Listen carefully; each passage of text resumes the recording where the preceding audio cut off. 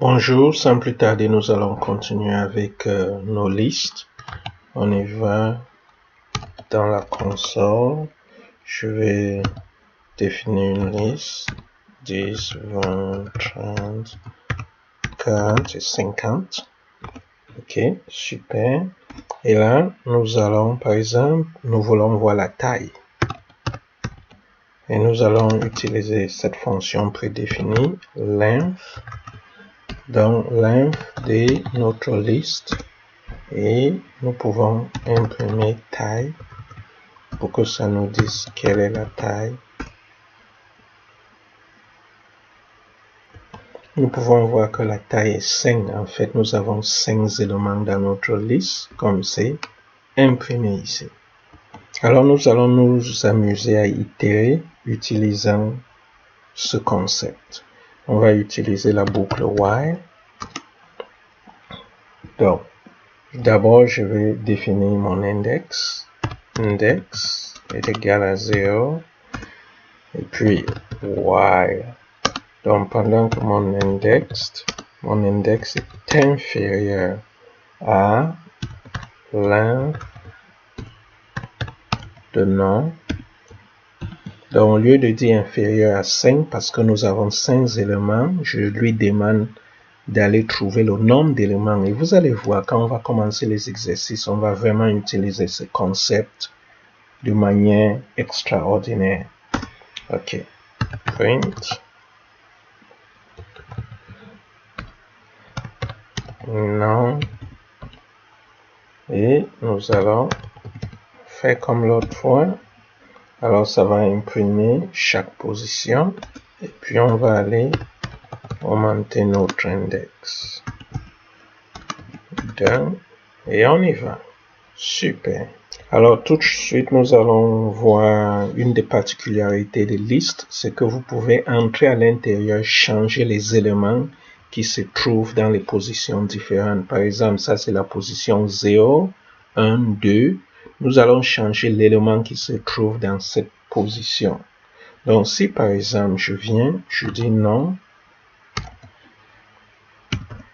la position numéro 2, parce que ça c'est 0, 1, 2, si je décide de changer cet élément en disant que cet élément dans cette position, changez et mettez plutôt 0, par exemple.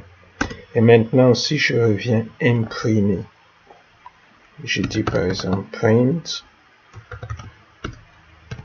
non, vous voyez que cet élément est parti. En fait, je voulais mettre 2, j'ai mis 3, mais ça va, vous voyez, vous comprenez le principe. Ok, super. Alors, la dernière chose que nous allons faire, c'est de voir comment créer une liste.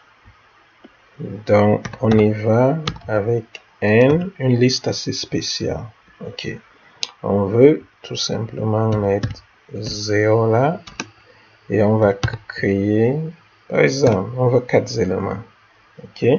On a créé une liste. Le nom, c'est nom avec 4 éléments à l'intérieur. Et alors, on veut remplir cette liste des éléments.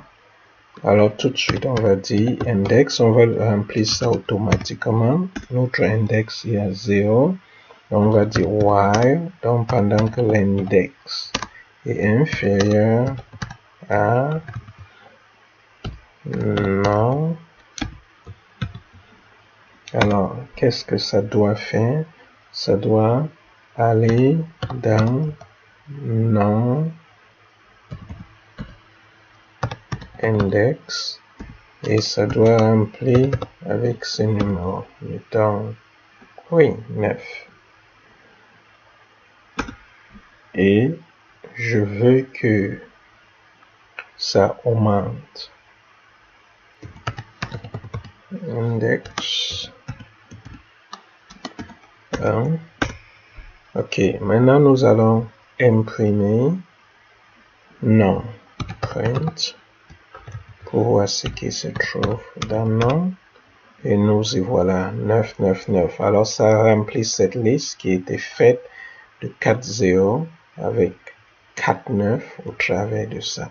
Ok, on va vraiment utiliser ce concept dans quelques instants.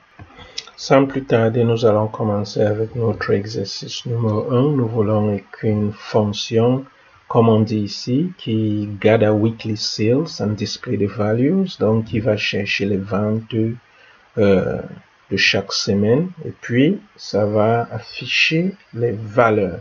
Alors, je vais écrire le programme et puis on va se retrouver dans quelques instants. Je vais vous expliquer ce que je fais. Alors, ce que j'ai fait, j'ai d'abord défini cette constante. J'ai donné number of days, donné le nom qui vous plaît. J'ai dit 5. Alors, j'ai commencé avec ma fonction main. Et dans ma fonction main, ce que j'ai fait, comme on l'a fait tout à l'heure ici, j'ai créé une liste avec le nombre d'objets qu'il y a ici, avec le nombre d'éléments, en fait, le nombre d'éléments qu'il y a ici, donc avec 5 éléments, donc 0 fois 5, parce que nous allons le remplir. J'ai défini mon index, comme on avait fait tantôt ici, et alors ici, je dis prompt the user to enter the sales data, donc demande à l'utilisateur d'entrer les données de vente, donc enter the sales for the day. Et ici, je dis, allons chercher les données. C'est l'utilisateur qui donne les données. Alors, je dis, pendant que l'index est inférieur au nombre de jours, voici l'index qui est 0, voici le nombre de jours qui est 5. Pendant que c'est inférieur, tant qu'on n'a pas atteint 5 jours, alors, il faut aller chercher day number 1, index plus 1. Pourquoi? Parce que l'index commence à 0. Quand on sera à 0, ça va nous donner 1. Quand on sera à index numéro 4, on aura 5. Et ça, c'est simplement pour séparer et envoyer à la ligne. Et ici, on va chercher avec input.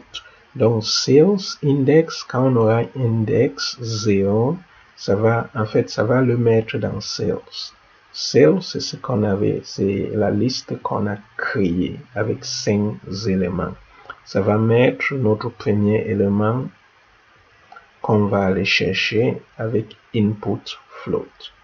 Et ici, nous avons index plus 1.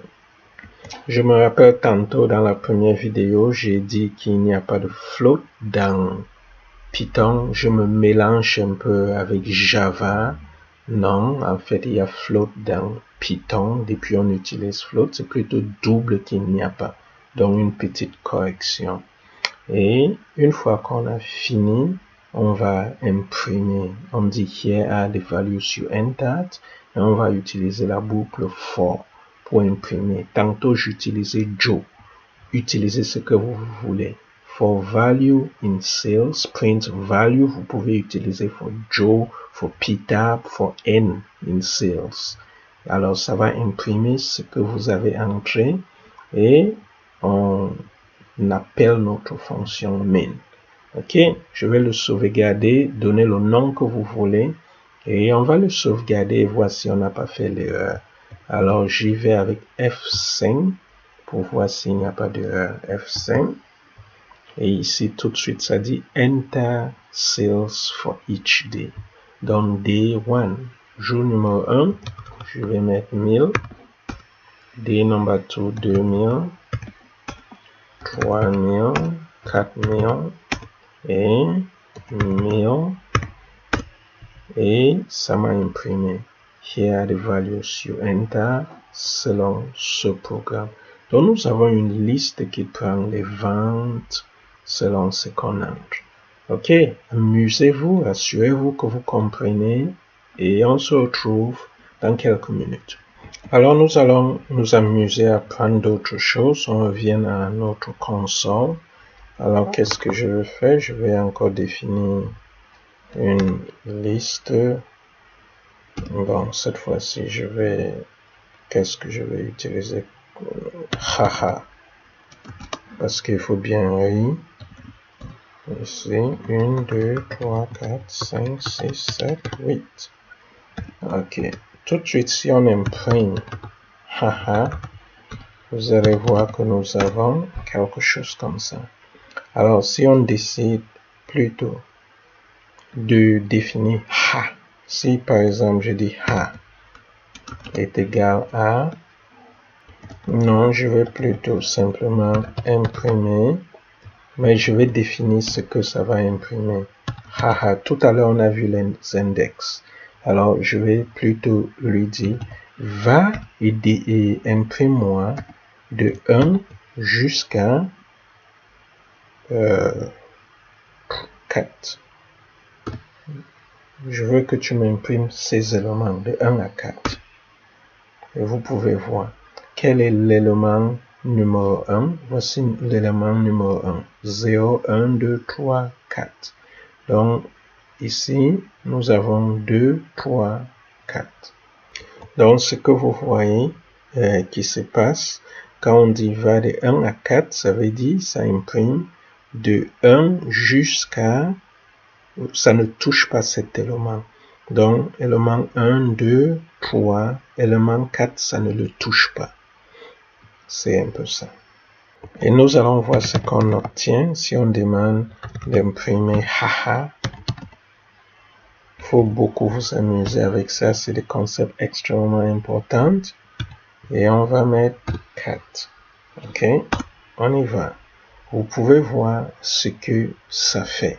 Quand on fait ça, ça veut dire ça compte 1, 2, 3, 4. Alors, tout ce qui... Donc, on a 0, 1, 2, 3, 4. Donc, tout ce qui vient avant l'élément numéro 4, ça l'imprime. Et cette fois-ci, on va essayer avec print haha. On va mettre 4 et on va faire ça. Et vous voyez ce que ça fait. Alors, 0, 1, 2, 3, 4. Alors, qu'est-ce que ça fait?